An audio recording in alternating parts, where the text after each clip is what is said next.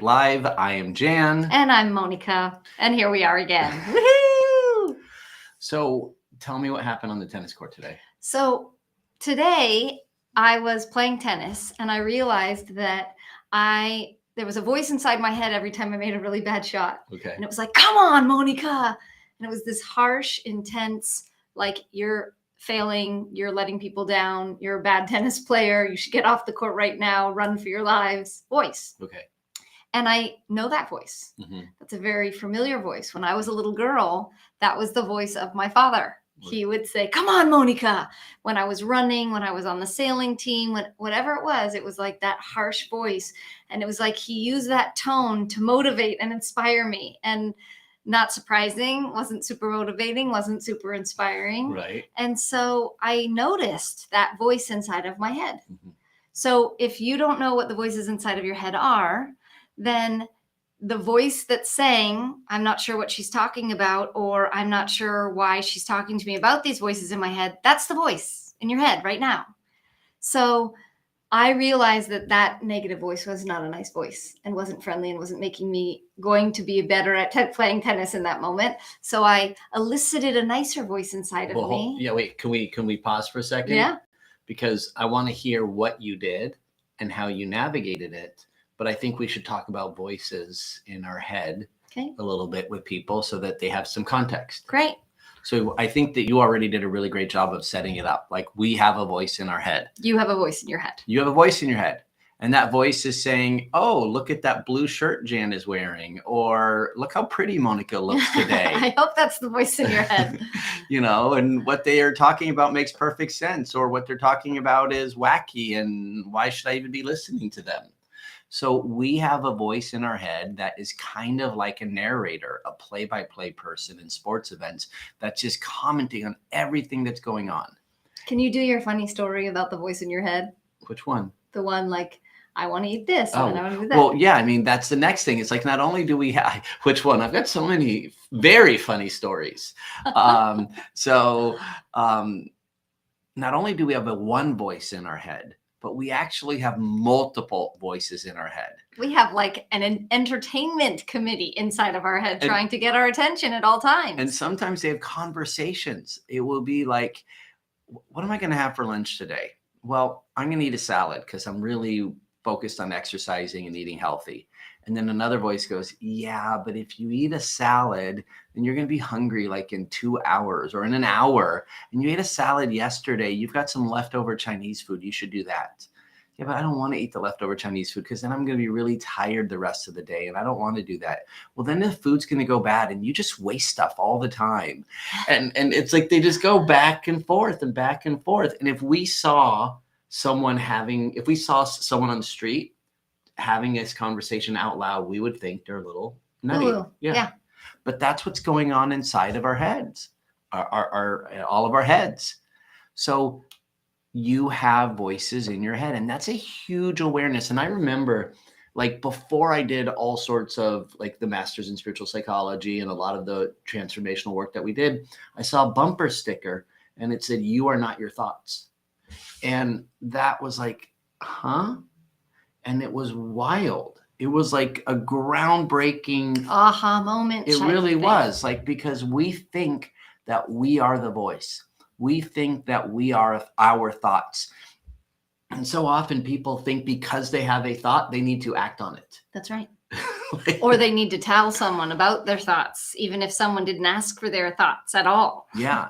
And so having the awareness that you have thoughts, and you have multiple thoughts, you have parts inside of you, or you've got whatever little different personalities, kind of like the movie Inside Out, where they have all the different emotions and you have all of these different thoughts and they're having different conversations and they're not you, and you don't have to act on them, and they may not be the truth. That's right. So there's some stuff about thoughts. Now there's ways to stop hearing or listening to ones that don't serve us. Well, it's harder to stop hearing them. You hear them. Yeah. But it's easier to turn your attention to things that are more supportive and less punitive or less degrading. Yes. Yes. So what did you do? So what I did is I'm aware. I'm aware of my awareness. I'm able to become aware of what I'm thinking and what I'm feeling in a moment. Yeah. So I was able to say, that's not the truth. In the moment where I started hearing this voice telling me, come on, come on, I was like, it's okay. You're doing great. Keep going. So I tapped into a nice, kind, loving, gentle, generous part of myself. And then the second thing that I did is I said, okay, tennis angels, come give me some wings beneath my wind beneath my wings, and help my wings and help that ball get over there.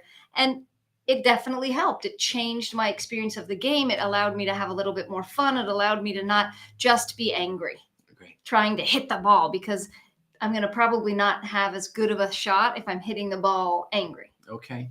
So what I'm hearing you say is that what you did was you had awareness of yourself. Yeah. Because you know that you are not your thoughts. Mm-hmm. You had awareness about yourself to go, oh, I'm having these thoughts and they're not making me feel really good. I'm not really loving these thoughts. Right. So these thoughts are not the truth. Correct. So you said, thank you, thoughts. You can go away. I don't need to listen to you. Yeah. And as a matter of fact, here are the thoughts I'd like to listen to. Tennis angels, come lift, be the wind beneath my wings, and tell me other things. Yeah. And then I heard positive and kind and gentle and loving conversation. And I was kind of chuckling to myself that I'm having this dialogue in the middle of my tennis game. Yeah. How'd you do in the game? I lost. So while you were playing tennis, I was at the HIIT workout, and the entire workout. That sounds so funny. The HIIT workout with someone hitting you. Yeah, no, you know, that high intensity interval training. Yeah. So I was doing a workout, and can you guess the voice in my head? Good job, Jan. Keep going. You got this. Totally. So many people don't praise themselves. Most people don't. We have been taught in a culture, reprimand to get better. Yeah. Focus, get a tutor in the areas that you're bad at. We don't get the attention, the loving, the kindness, the accolades in the areas we're already excelling at. So then what happens is we're bringing our attention to the things that don't come naturally to us or easily to us instead of the things that come easy to us. Yeah. Why? Why do we do that? I don't know. So, well, I don't know. And that's why I don't do that. So, or at least I try not to. If I have those thoughts, I don't listen to them. So what I do, I said do. What I do is I have a positive voice in my head all the time. And I'm constantly acknowledging myself. I'm constantly praising myself. And I'm like, good job, Jan. Way to go, Jan. Even right now, we're going to get off of this video and we're going to say, I don't know if you're going to say, but I know in my head, I'm going to go, good job, us. Like, I liked what we talked about. I thought that, or what we talked about, I thought that it provided value. You know, I'm going to celebrate, because why not celebrate? And what I often do with my clients, who, especially ones who have small children, is I say, like, how would you talk to your 2-year-old or 3-year-old or 4-year-old? Would you reprimand and say, you need to do this better and, you know, point out the negative? Probably not. Or would you constantly be saying, good job, great job, way to go? So that was today's conversation. Yeah.